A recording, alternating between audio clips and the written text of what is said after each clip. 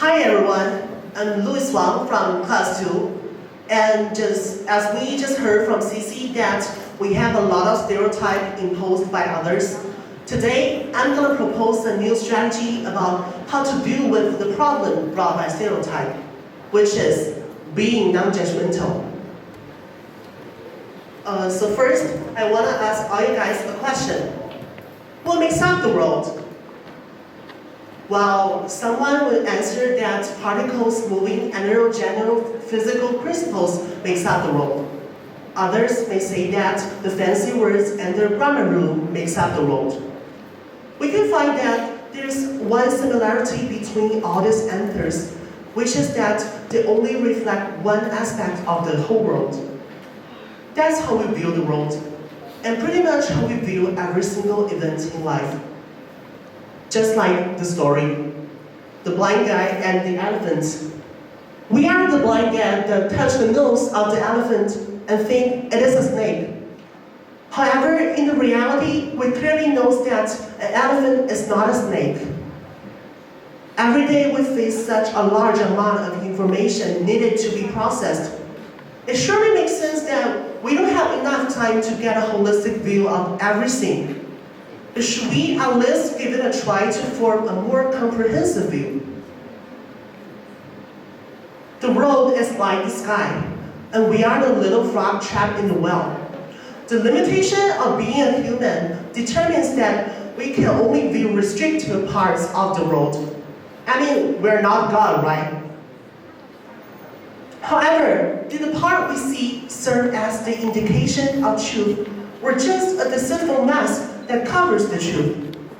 I cannot give you a definite answer, but I can give you a suggestion. Try to be non-judgmental. We're used to applying schema to get a shortcut in understanding the world, reasonably, considering the overwhelming complexity of our surroundings. Well, to those who are unfamiliar with the term, I suggest you ask our psychology teacher or Stella, our psychology expert. And now I can tell you by the definition that schema is a concept or framework that organizes and interprets information. From an evolutionary perspective, schema contributes to the learning process of human, since it helps us rapidly process information. However, schema is also the major cause of prejudice, stereotype, and bias, since it did not guarantee the accuracy of information.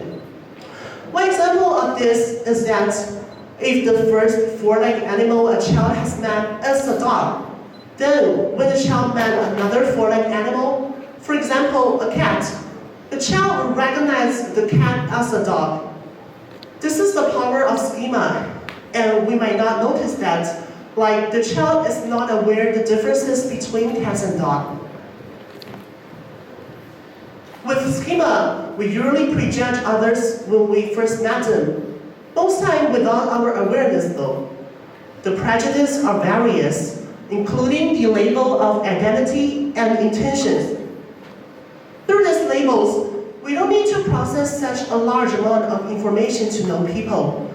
Instead, we can just categorize people with one similar traits into one group and hastily assume they are extremely alike. But how accurate is this process? Well, according to Daniel Kahneman, the thinking process that happens automatically, intuitively, and with less efforts is called System 1 thinking, which happens 95% of the time we think. It surely has some significance, but with less accuracy though. The near instantaneous process should not be our basis to know people. We might know that, but we surely didn't remember that. In fact, we always misbehave to label others with our System 1 thinking. Well, let's think of an image of a lawyer. What trait would a lawyer have? Well, people who have a positive impression of lawyer may think that, well, being a lawyer requires strong logic and a great sense of justice. So this lawyer must be a rational, impartial person. However, people who have an opposing attitude on lawyers may think that, well, lawyers could defend any felony for money. So this lawyer must be a money-oriented, immoral person. This is the label of identity that categorizing people using group identity. So, like, we can see that the two distinct images of lawyer reveals the inadequacy of using group identities to categorizing people. It is quite subjective and ignores the individual difference to a large extent. Although both Tim and George is a PE teacher, we can clearly see the differences between their personalities, right? No offense, Tim. Yeah. So, like, if we know that the classification method is erroneous, why would we keep doing that? Well, in psychology, there is a psychological need for people trying to find patterns in random states. Just like here, we assume that people with the same occupation must have other similar traits.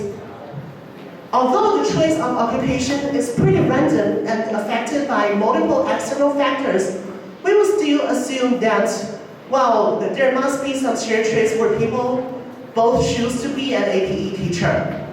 Well, seems like this psychological need provides people a sense of security that makes us think that we can control the life. However, it is a bias, and it also causes some fallacy that has certain negative impact on our life. Remember when I first came to 101 ID, I met a person who is now one of my best friends. However, back to that time, I think she was pretty weird. Now, come to think of it, I was really ridiculous to judge people who I hardly met only because she loves a finger that I hate. So we can see this is the power of labeling and judging. They blind our eyes, making us disable to see any other aspects except from one small part of a person. In addition, the label of identity did not only include occupation, but basically can be any similarity between people. I remember when I talked to a friend, she told me that she didn't like any people who wears makeup. I was confused and asked her why. Then she told me that in her middle school, there was a bully who wears makeup all the time. However, when I asked her if she hates one of her friends who like to put on makeup, she says no, because our friend didn't bully anyone, and they are different people. Yeah, the thing is so simple. They are different people. Although they have something in common, it didn't mean that they are the exact same person in any other aspects. Just like in this story, although our friend and the bully both like to put on makeup, our friends didn't bully anyone. So it says that the reason why using the group identity to categorize people is erroneous is that every individual is distinct. If we don't want to be defined by our group identities, then we should not judge others in the same way. Well, the effect of using labels to know people also happens when we are guessing others' intentions. Like, the same words come out from different people bring us distinct feeling. And we usually think that the words come out from strangers tend to have more negative intentions. Well, like, a comment on TikTok recently went viral. A comment, like, we call it person A, posted a photo of their school's classroom and asked, if this classroom is your dream in college, and another person comments on this, we call it person B. So person B says no, because compared with a four-year college, this is more like a community college. So other people are attacking person B for discriminating people with different educational background. However, the fact is that person B actually goes to a community school himself. It reveals that we tend to have a more negative bias toward strangers' intentions. So I suggest what we can do is that ask ourselves, if we will intentionally hate someone we hardly even know, if we don't, why would a stranger hate us for no reason? Also, the rule can be applied reversely and also be correct.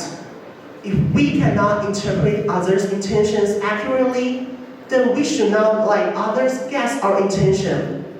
What we can do is to express our intention clearly and sincerely to avoid misunderstandings.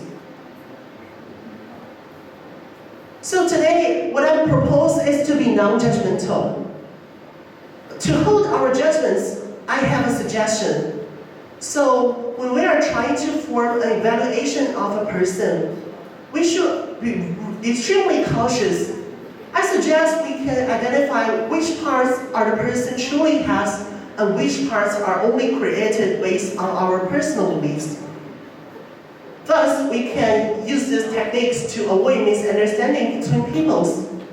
And also, being non-judgmental is not only important for our relationships, but also critical to our future life.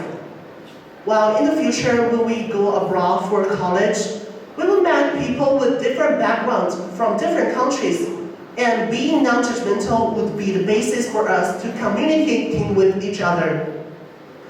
Lastly, being non-judgmental could also eliminate hatred between people with different races, genders, and sexualities, and so on. Like, we can see that, like, in the contemporary society, the globalization process has been accelerated.